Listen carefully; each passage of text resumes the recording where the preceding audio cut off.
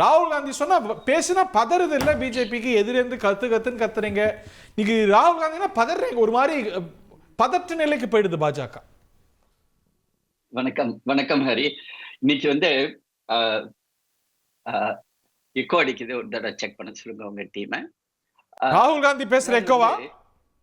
பாத்தீங்களா பாத்தீங்களா பாத்தீங்களா? நான் பேசுறது கூட ராகுல் காந்தி பாருங்க உங்களுக்கு.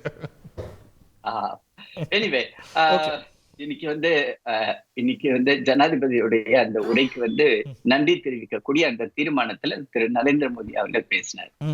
அவர் பேசும்பொழுது ஜாதி பத்தி அந்த சென்சஸ், இப்ப கொஞ்ச நேரத்துக்கு முன்னாடி அண்ணன் ஹிதயத்துல்லா பேசினார் இல்லைங்களா, அதே மாதிரி வந்து நண்பர் சேஷாத்ரி சொன்னது மாதிரி இன்னைக்கு வந்து தெலுங்கானால சொல்லிட்டாங்க 56% பேர் வந்து பிற்படுத்தப்பட்டவர்கள்.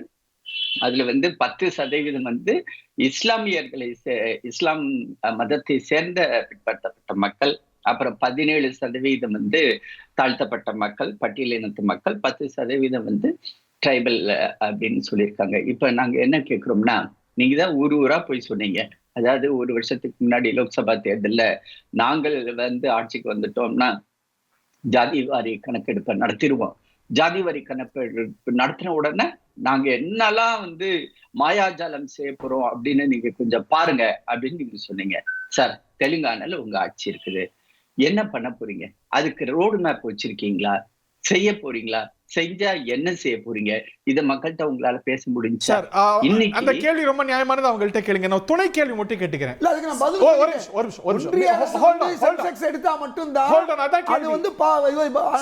ஜாதி வாரி கணக்கெடுப்பு விடுங்க சார், சென்சஸாவது எடுப்பீங்களா சார்? இந்த நாட்டுல மரபு 10 வருஷத்துக்கு ஒரு முறை சென்சஸ் எடுக்கிறதுங்கிறது, அதுக்கான அறிகுறியே இல்லையே சார்.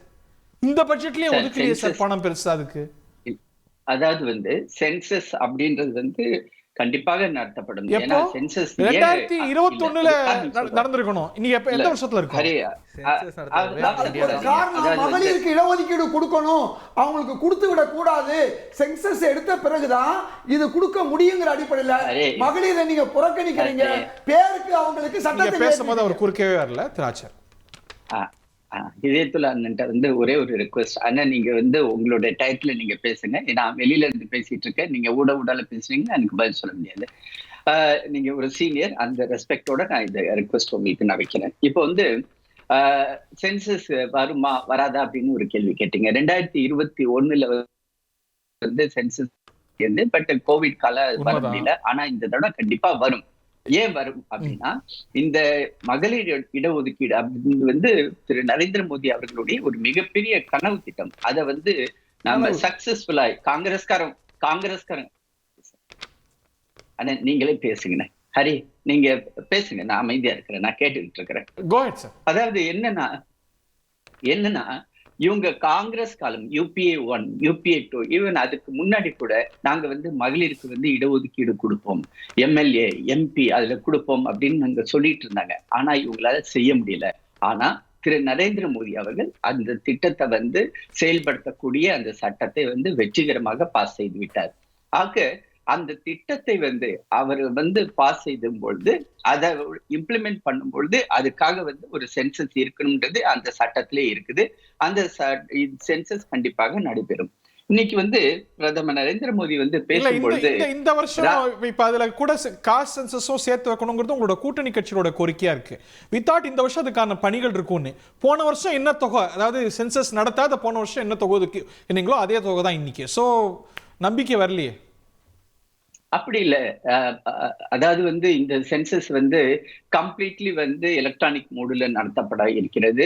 ஒரு காலத்துல வந்து வீடு வீடா வந்து நம்மளுடைய ஆசிரியர்கள் வந்து ஒரு பெரிய புக்லெட் கொண்டு வந்து அது வந்து பேனால டிக் மார்க் பண்ணிட்டு இருப்பாங்க. இது எல்லாமே இப்ப வந்து ஐபேடு மற்றபடி வந்து எலக்ட்ரானிக் டிவைசஸ் மூலமாக பண்ண இருக்கிறது. அதனால அதுக்குரிய வேலைகள் வந்து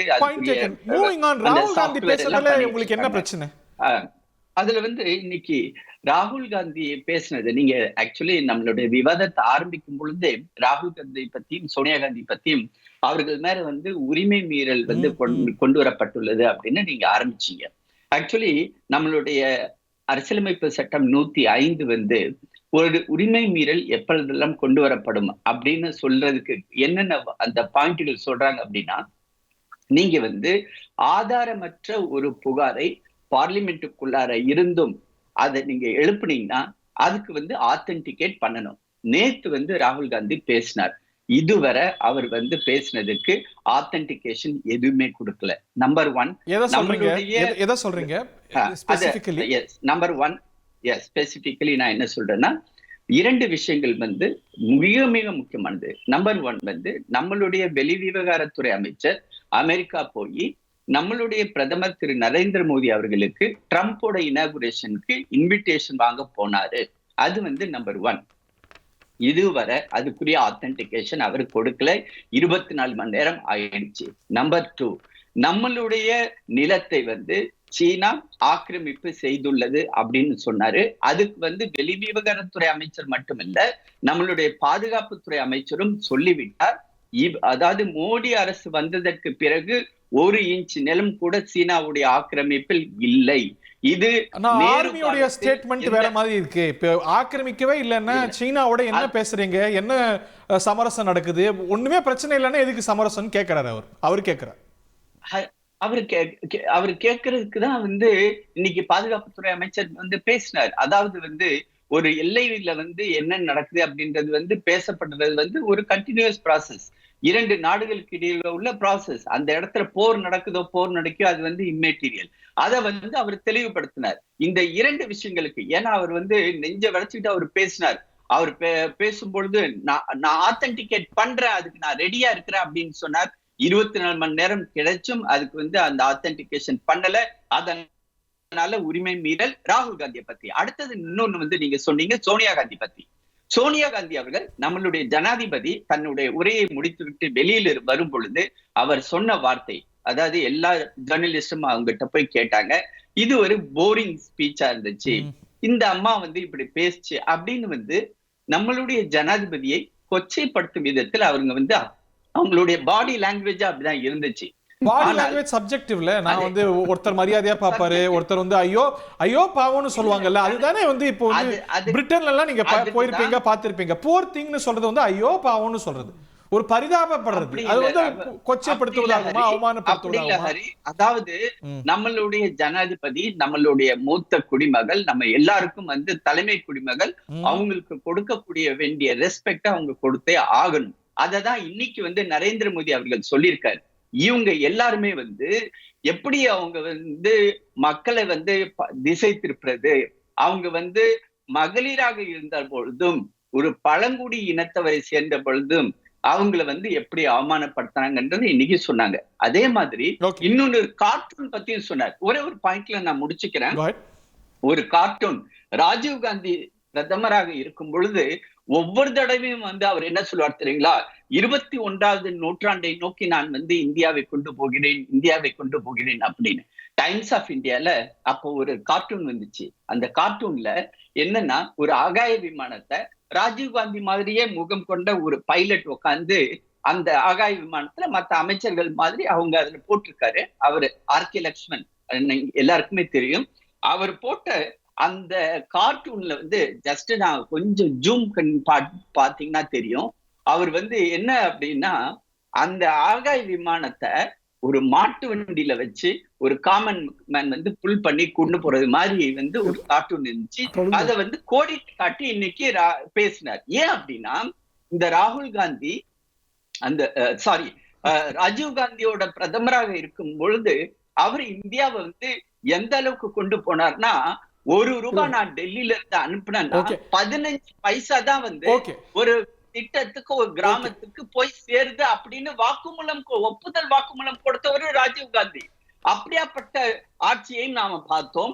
அதே சமயம் ஒரு வளர்ச்சி அடைந்த பாரதத்தை நோக்கி நான் கொண்டு போகிறேன், அதற்கு நீங்கள் அனைவரும் ஒத்துழைப்பு கொடுக்க வேண்டும் அப்படின்னு பேசினாரு பிரதமர். ஓகே, நான் உங்கள்ட்ட விரிவா வரணும் நினைக்கிறேன். ஒரே நிமிஷம். திரு ராஜீவ் காந்தி அன்னைக்கு சொன்ன வார்த்தை கிழக்கை நோக்கி திரும்பவும் சொன்னார். அன்னைக்கு சீனாவுடைய வேகம், என்னுடைய கட்டுரையுடைய நாமும் கற்போம் சீன மந்திரம் எல்லா பத்திரிகையிலும் வந்துருந்துச்சு. அன்னைக்கு அவர் சொன்னதை செய்யலை, அதுக்கு அடுத்து வரும்போது அதுதான் உண்மை.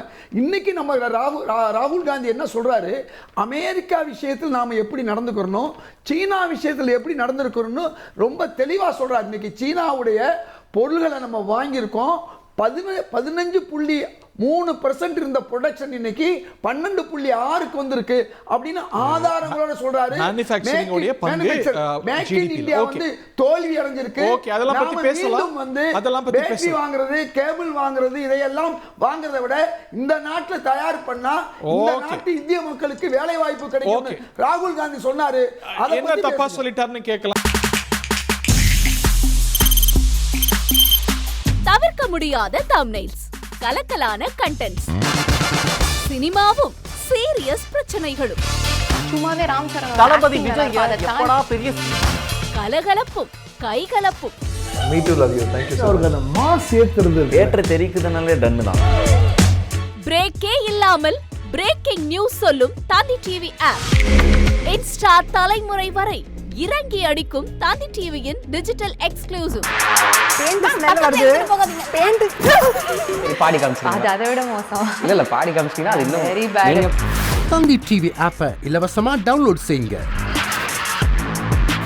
ஃபாலோ பண்ணுங்க, சப்ஸ்கிரைப் பண்ணுங்க, என்ஜாய் பண்ணுங்க.